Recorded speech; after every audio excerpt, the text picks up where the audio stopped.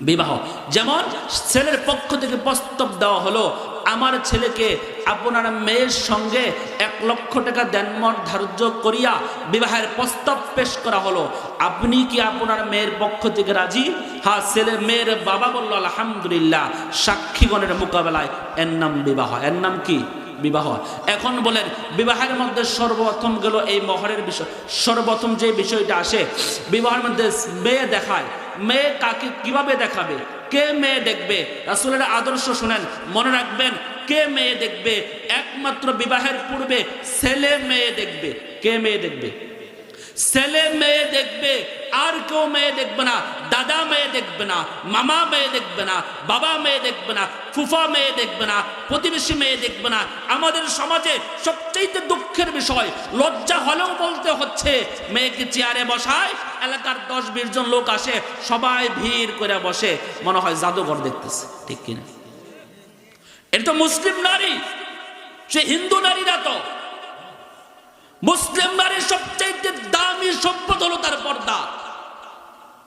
কোথায় পাইলেন সমাজের 20 জন লোক নিয়ে বৈঠক করে মেয়েকে বসাইয়া সবাই তাকায় দেখবেন, একজন বলে, মামনি দাঁড়াও তো দেখি কতটুকু উচ্চতা, জুতা খোলো, একটু হাঁটো, মাথার কাপড়টা সরাও, চুলগুলো কত বড়, আস্তাগফিরুল্লাহ।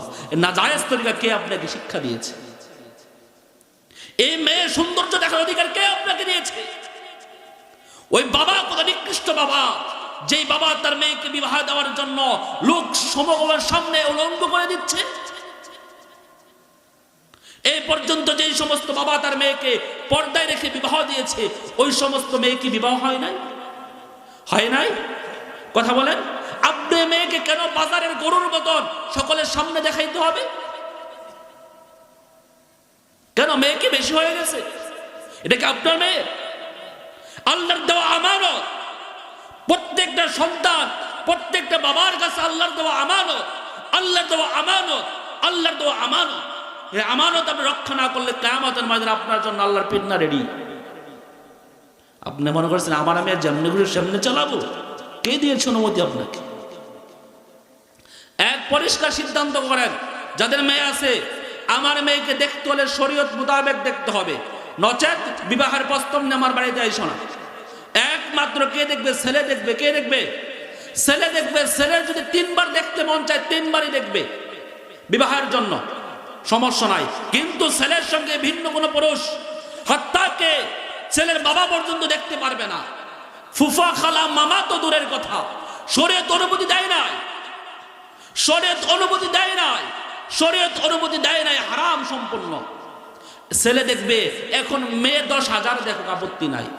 ছেলের মা দেখুক, বোন দেখুক, ফুফি দেখুক, খালা দেখুক, আরো যা আছে মামি, 10,000 মহিলা দেখলেও নিষেধ নাই। পুরুষের মধ্যে একমাত্র কে দেখবে? ছেলে দেখবে। এখন আমাদের সমাজের সবাই দেখে, হালাল না হারাম, হালাল না হারাম, হালাল না হারাম। হারাম সবাই বুঝেন। শান্তি হালালের মধ্যে না হারামের মধ্যে? শান্তি হালালের মধ্যে না হারামের মধ্যে? শান্তি হালালের মধ্যে না হারামের মধ্যে?